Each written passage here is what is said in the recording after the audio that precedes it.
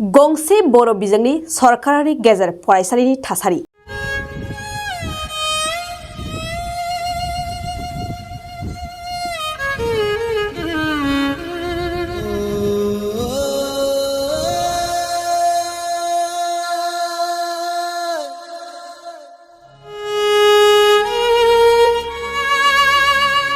जेराव अखा हाब्लानो गोजौजों अखानि दैया र' र' गयो। नैबे थिं गब्लंनाय फरायसालिनि थासारिखौ नोंथांमोना नोजोर हो। माबायदि थासारिनि फरायसालियाव फरायसाफोरा सोलोंथाइ लागासिनो? नंगौ, बे नुथायानो जादों गसाइगाव महकुमानि सिङाव थानाय मैनागुरि गेजेर फरायसालि।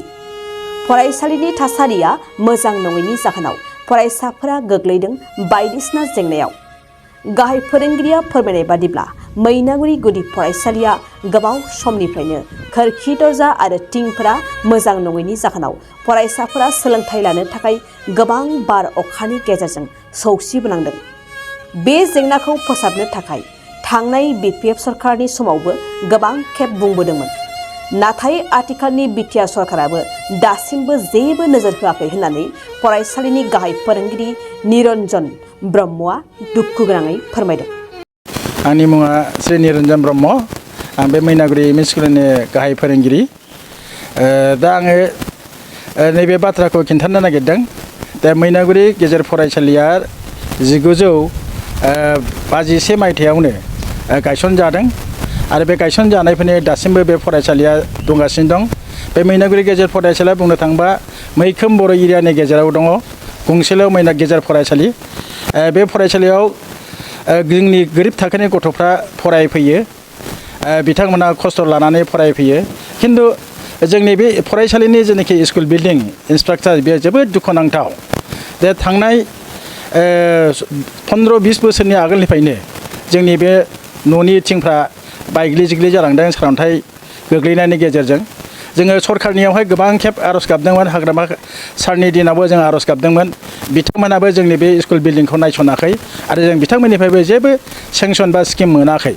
आरो दाबो जोंनि बिटिआरनि दिनावबो जोङो आर'ज गाबदोंब्लाबो जोङो जेबो स्किम मोनाखै।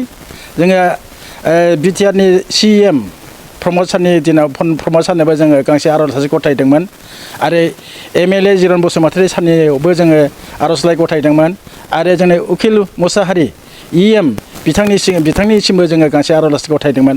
नाथाय जोङो दासिमबो बिथांमोननिफ्राय बे फरायसालिखौ फाहामनायनि थाखाय जोङो गरसेबो जोङो जेबो स्किम मोनाखै।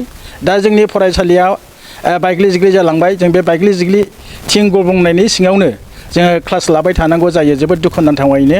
दा बेनिखायनो आङो आर'ज गाबदों जोंनि मानगोन गोनां बिटिआरनि CM सार आरो जोंनि 28 नं गसाइगाव समस्तिनि MLA जोंनि जिरन बसुमतारी सार आरो कसुगाव बियाबनि EM उकिल मुसाहारिनि सारनिसिम दासो जोंनि फरायसालिखौ फाहामनायनि थाखाय जोंनो सेंसन बा स्किम हरो। बेनि थाखाय आङो सारनि मोननिसिम गुरैयै खावलायहरदों।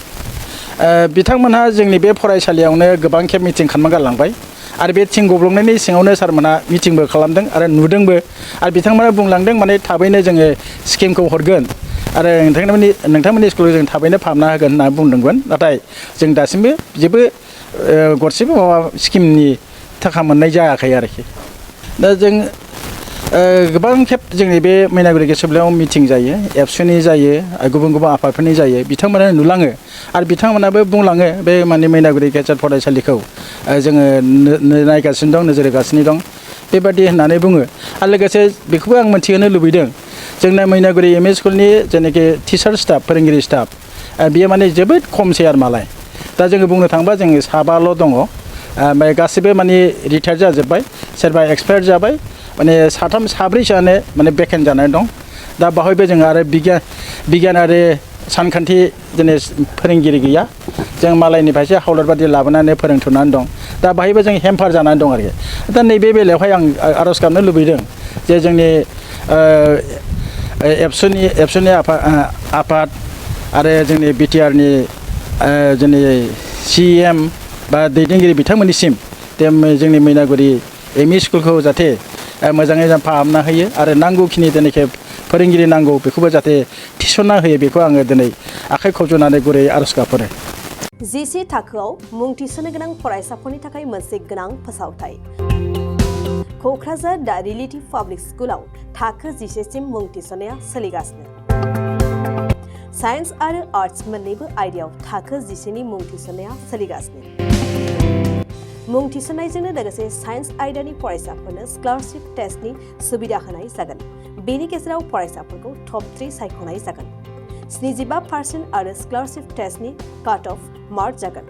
टपार जानो हानाय फरायसाफोरा 100% स्कलारशिपनि सुबिदा मोननो हागोन। टपार फरायसाफोरनो क'क्राझार दा रिलेटिभ पाब्लिक स्कुला 2 बोसोरनि बेसेन नाङाजासे सोलोंथाइ लानो सुबिदा होगोन। फैगौ 13 मे खालि फुंनि 10 बाजिनिफ्राय 12 बाजिसिम स्कलारशिपनि टेस्टखौ लानाय जागोन। आबुं मिन्थिनो थाखाय 7086401137 नङाब्ला 9435704380 जानबुं अनजिमा आरो relativepublicschool@gmail.com आवबो जगाजग खालामनो हागोन।